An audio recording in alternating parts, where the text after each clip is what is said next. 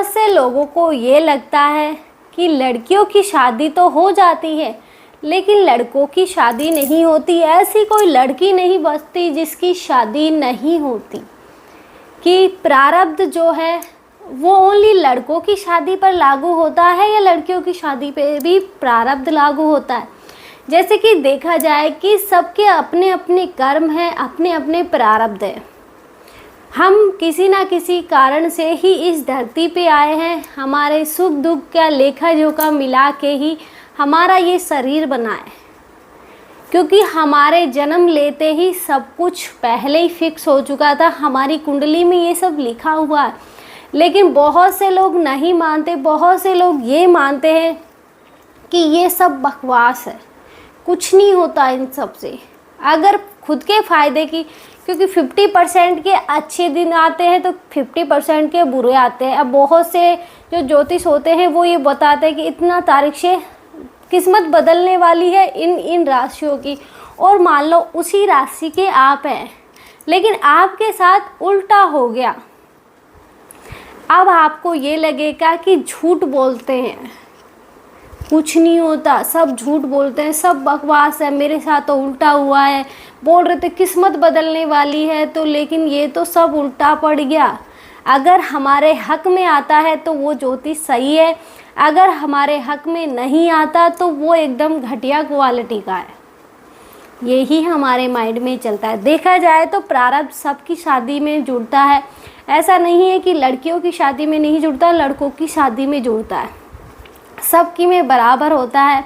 हमें नहीं पता क्योंकि हम वो देखते हैं जो हम देखना चाहते हैं। अगर हमारे आसपास हर लड़के की शादी हो गई तो हम यही सोचते हैं कि सारी लड़कियों की शादी हो जाती है, बस हमारी ही नहीं होती, कि आदमी कुंवारे रह जाते हैं लेकिन लड़कियों की शादी हो जाती।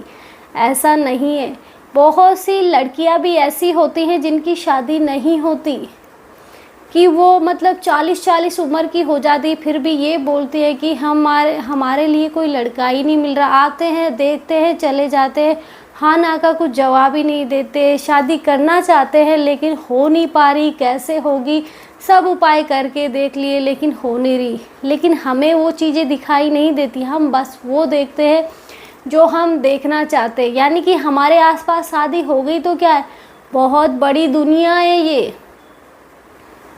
और आज के जो कल्चर चल रहा है उसमें लिविंग रिलेशनशिप चल रहा है, तो इसमें मतलब बिना शादी के सब कुछ करो, शादी करने की ज़रूरत ही नहीं है। और फिर मतलब जो लड़की की जिम्मेदारी है लड़कियों को लेनी नहीं पड़ती। तो बहुत से लोग ऐसे भी होते हैं कि वो जिम्मेदारी लेना ही नहीं चाहते। अगर शादी हो गई तो वो तुम्हारे साथ जुड़ गई, अब तुम्हारे दुख और सुख में वो साथ देगी, उसके दुख और सुख में तुम साथ दोगे। लेकिन लोग ये सब चाहते ही नहीं है। वो ये चाहते हैं अगर मान लो गलती से कुछ झगड़ा वगैरह हो गया, डिवोर्स मांगा तो मेरी तो आधी जायदाद इसको चली जाएगी, मैं क्यों शादी करूं, मैं बिना शादी के ही बच्चे पैदा करवा लूँगा।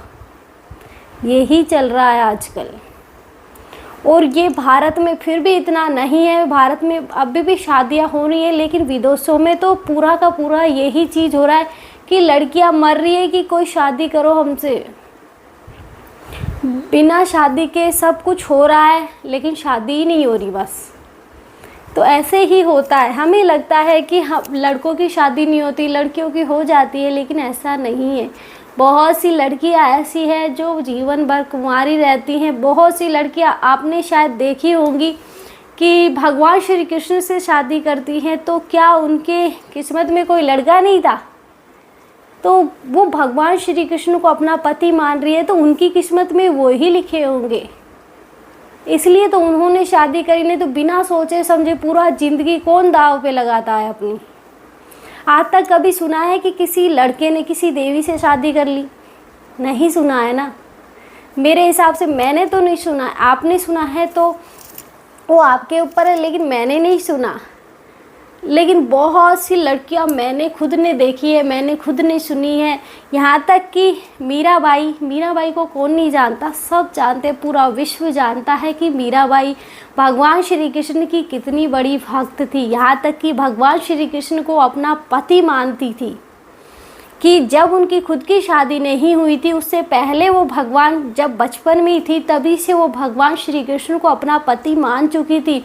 लेकिन उनके प्रारब्ध में शादी लिखी थी राणा जी के साथ, तो उनकी शादी हुई, लेकिन वो इतनी चली नहीं, क्योंकि मीराबाई ने भगवान श्री कृष्ण को अपना पति माना था, राणा जी को अपना पति नहीं माना था। कि उनकी भक्ति और उनका प्रारब्ध दोनों जुड़े जब, तो उन्होंने भगवान श्री कृष्ण को ही अपना पति माना। हालांकि घर वालों ने ज़बरदस्ती शादी करी, कि वो शादी तक नहीं करना चाहती थी, लेकिन फिर भी शादी हुई। ऐसा ही तो होता है, जो हमारे किस्मत में लिखा है वो ही हमारे साथ होता है। यहाँ तक कि मीराबाई को इतनी यातनाएं सहनी पड़ी, कभी विष का प्याला, तो कभी छत से गिरा है, महल से गिरा है, तो लेकिन सब जब भक्ति साथ है ना, तो भगवान स्वयं बचाने आ जाते हैं। इसलिए भगवान मीराबाई को बचाने स्वयं आते थे, उसकी हर बार रक्षा करने के लिए आते थे भगवान, क्योंकि वो पूरी तरह भगवान श्री कृष्ण की थी और अंत में भी वो भगवान श्री कृष्ण में ही विलीन हो गई। तो इसे कहते हैं कि अगर हमारी भक्ति सच्ची है तो हम हमारे प्रारब्ध को भी काट सकते हैं। अगर हमारे अंदर भक्ति, सच्चा प्रेम है भगवान के प्रति, तो भगवान स्वयं हमारा प्रारब्ध कटवाते हैं कि ये दुख तुम खुद निकालो, मैं ओनली तुम्हारी रक्षा कर सकता हूँ, तुम्हारा दुख मैं टाल नहीं सकता, तुम्हारी किस्मत में जो लिखा है वो तुम्हें मिलेगा।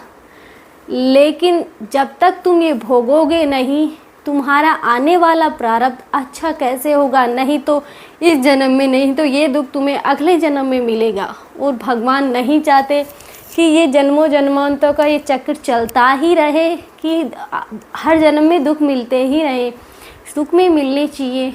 इसलिए बहुत से लोग होते हैं कि ना चाहते हुए भगवान की भक्ति करते हैं, लेकिन जैसे ही कोई आदमी आ गया, ओ ये देख रहा है मुझे, मैं भक्ति नहीं करूँगा, अभी अगर मैंने करी पूजा तो ये सोचे कितना बड़ा भक्त है, मैं सूर्य देव को जल अर्पण नहीं करूँगा, ये मुझे देख रहा है, कोई नहीं होगा जब मैं करूँगा। तो ये कैसी भक्ति है? तुम्हारा भाव कैसा है भगवान के प्रति, वो देखो ना। और हम अगर सच्चे हुआ उससे देखेंगे तो हमारे आसपास ही बहुत सारी लड़कियां ऐसी मिल जाएंगी जो शादी नहीं करती। हमारे खुद के यहाँ पास में ही है जो अपने आप को साध्वी बना लिया है, कि वो पूरी मतलब साध्वी बन चुकी है।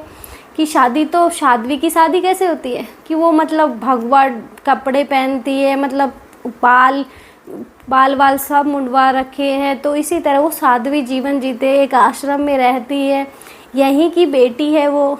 तो हम ये सोचते हैं कि लड़कों की शादी हो जाती है, लड़कियों की शादी हो जाती है, लड़कों की नहीं होती। ऐसा नहीं है। हम वो ही देखते हैं जो हम देखना चाहते हैं, वो नहीं देखते जो देखना नहीं हमें दिखाई नहीं दे रहा।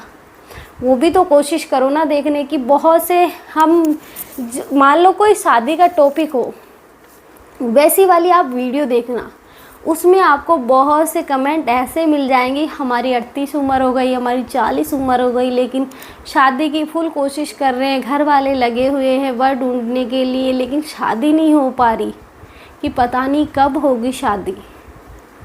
बहुत कमेंट मिल जाएंगे आपको ऐसे। इसलिए ऐसा मत सोचो कि लड़कियों के साथ अच्छा होता है, लड़कियों के साथ भी बुरा होता है। और उनके साथ यहाँ तक कि देखा जाए तो मान लो किसी की शादी लिखी है, होनी है। अब मैं हमारे खुद के घर की बात बताती हूँ, मेरे मतलब मायके की, पहले मायके की बताती हूँ, फिर मेरे ससुराल की बात बताती हूँ।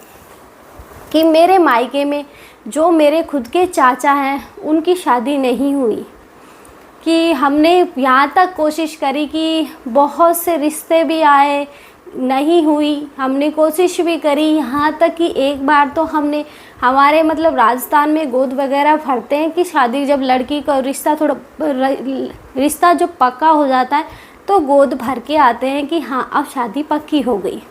तो हम गोद वगैरह भी भर के आए, कपड़े वगैरह लेके गए, गोद सब भर गई, यहाँ तक कि डेट तक निकल गई। लेकिन वो बोलते हैं अगर होनी होगी तो होगी, नहीं तो नहीं होगी। वो एंड टाइम पे कैंसिल हो गई। पता नहीं क्या कारण था कि उन्होंने फ़ोन उठाना ही बंद कर दिया, कि शादी नहीं हुई, कि सारे कपड़े जेवर उन्होंने ही रख लिए, हमें कुछ नहीं दिया। अब पता नहीं क्या रीज़न रहा, क्या रीज़न नहीं रहा कि उन्होंने अचानक से, थोड़े दूर के थे तो इतनी आसान था नहीं जाना, हमारे इतने जानकार नहीं थे, किसी और के थ्रू हम मिले थे उनसे, लेकिन नहीं होनी थी तो नहीं हुई, सब कुछ हुआ लेकिन शादी नहीं हुई। ऐसे ही अब मैं अपने ससुराल की बात कर लेती हूँ। यहाँ भी जो मेरे हस्बैंड के जो चाचा हैं, यानी कि हमारे ससुर के जो भाई हैं, उनकी शादी हुई।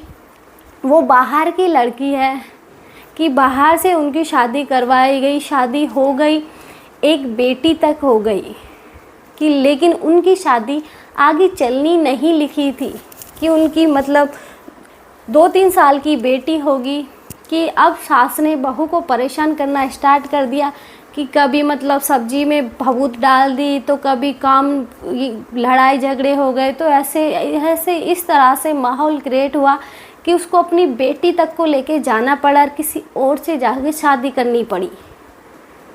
तो ऐसे होता है, हमें दिखाई नहीं देता तो उसका क्या है। ऐसे बहुत से आपको देखने को मिल जाएगी कि हर किसी की लाइफ इतनी आसान नहीं है जितनी हम सोचते हैं, और हम जो चाहते हैं वो हमें कभी नहीं मिलता और ना ही मिलेगा। सब कुछ हमारे प्रारब्ध के हिसाब से मिलेगा। कर्म करना हमारे हाथ में है, लेकिन कर्म का फल हमारे हाथ में ना तो है और ना ही हो सकता है। अगर वो हमारे हाथ में आ जाए ना, तो ये समझो ज़िंदगी पूरी बर्बाद है कि अब कुछ नहीं हो सकता। क्योंकि जब हाथ में फल आ जाएगा ना कि हम हमारी इच्छा से फल ले लेंगे, तो ये समझो कि तुम अपने बारे में सोचोगे, लोगों के बारे में नहीं सोचोगे। ऐसे ही आपको एक कहानी सुनाती हूँ कि एक आदमी को यमराज जी लेने के लिए आए, यानी कि यमदूत उन्हें लेने के लिए आए। अब सामने यमदूत खड़े हैं, तो उन्होंने बोला कि तुम्हारी क्या इच्छा है, कि उन्हें सॉरी गलती से बाय मिस्टेक मैंने एक वर्ड मिस कर दिया, कि जो यमदूत थे उन्हें प्यास लगी थी, उन्होंने उससे पानी मांगा कि मुझे पानी पिला दो। उस आदमी ने उन्हें पानी पिला दिया, लेकिन उन्हें ये नहीं पता था कि ये यम के दूत हैं और मुझे लेने के लिए आए हैं। तो उन्होंने पानी पिलाया। अब यमदूत खुश हो गए कि इसने मेरे को पानी पिला दिया, मेरी प्यास बुझा दी। तो फिर यमदूत ने बोला कि मैं तुझे लेने के लिए आया हूँ, लेकिन तूने मुझे पानी पिलाया है, ये पानी वाला पुण्य तूने करा है। बता, तुझे मैं मतलब एक किताब देता हूँ, तेरे पास ओनली 5 मिनट है, तू जो चाहे वो उसमें लिख कर मांग सकता है, कि जो चाहे तू वो मांग सकता है, लेकिन याद रखना ओनली 5 मिनट ही है, ज़्यादा टाइम तेरे पास नहीं है। तो ठीक है, तो उन्होंने एक बुक दी उसे कि लो ये बुक लो, ये पेन लो, जो लिख लो। तो उसने जैसे ही फर्स्ट पेज खोला कि तेरा पड़ोसी बहुत बड़ा व्यापारी बनने वाला है, उसके पास बहुत पैसे आने वाले हैं, तो उसने लिख दिया पैसे नहीं आए, व्यापारी नहीं बने। अगले कि तेरा दूसरा पड़ोसी इलेक्शन में जीतने वाला है, मंत्री पद पे जाने वाला है, तो उसमें भी नहीं जाना चाहिए। लेकिन जैसे ही उसके खुद का नंबर आया, क्योंकि वो उन दोनों के ही उलझा रह गया, जैसे ही खुद का नंबर आया तो वो भूल चुका था कि मेरे पास ओनली 5 मिनट है, कि मैं ओनली 5 मिनट के लिए ही लिख सकता हूँ, बाद में तो मुझे यमदूत के साथ जाना ही पड़ेगा। जैसे ही खुद का नंबर आया कि आज आपकी मृत्यु लिखी है, तो उसने जैसे ही पेन उठा के लिखने की कोशिश की, यमदूत ने हाथ पकड़ लिया कि मैंने तेरे से पहले ही बोला था कि तेरे पास ओनली 5 मिनट है, लेकिन तूने 5 मिनट इधर उधर की चीज़ों में व्यर्थ कर दी है। अब तू मेरे साथ चल, तेरे 5 मिनट ख़त्म हुए। तो हमें व्यर्थ की बातों में ध्यान नहीं देना, अपने ऊपर ध्यान दो ना, अपने ऊपर ध्यान दो, अपनी फैमिली के ऊपर ध्यान दो। आस पड़ोस वाले क्या कर रहे हैं हमें क्या लेना देना, लेकिन हमें अपने घर से ज़्यादा उनके घर की चिंता होती है। यही रियलिटी है आज की दुनिया में कि हमें हमारे घर की चिंता नहीं है, पड़ोसियों के घर में क्या चल रहा है उसकी चिंता है। इसलिए हर किसी को ये लगता है कि उस लड़की की शादी उस लड़के की हो गई, उस लड़की की हो गई, उस लड़की, बस यही चल रहा है। हम ये नहीं सोच रहे कि बहुत बड़ी दुनिया है, इतनी छोटी दुनिया नहीं है। जितना हम सोचते हैं। हम आसपास के लोगों को देख लें, यहाँ तक कि गांव में फिर भी लोग थोड़ा बहुत एक दूसरे को जानते हैं, लेकिन शहरों में तो ये तक नहीं पता होता कि बाजू के घर में कौन रह रहा है, कुछ नहीं पता होता। लेकिन गाँव में बहुत दूर दूर तक लोग एक दूसरे को जानते हैं, यहाँ तक कि पूरे गाँव को ही जानते हैं कि कभी किसी के कुछ काम है तो कभी किसी के कुछ काम, ऐसे आना जाना लगा रहते हैं। लेकिन शहरों में ये चीज़ें नहीं हैं। शहरों में तो पड़ोस में कौन रह रहा है ये भी गलती से पता ही नहीं होगा किसी को। इसलिए हमें हमारे अपने ऊपर ध्यान देना है, क्या लेना क्या देना दुनिया को, क्या लेके आए थे क्या लेके चले जाएंगे। जो यहाँ से लिया वो यहीं को देके जाना है। इसलिए अच्छे काम करो, कोशिश करो कि हमारी वजह से किसी को तकलीफ़ ना हो।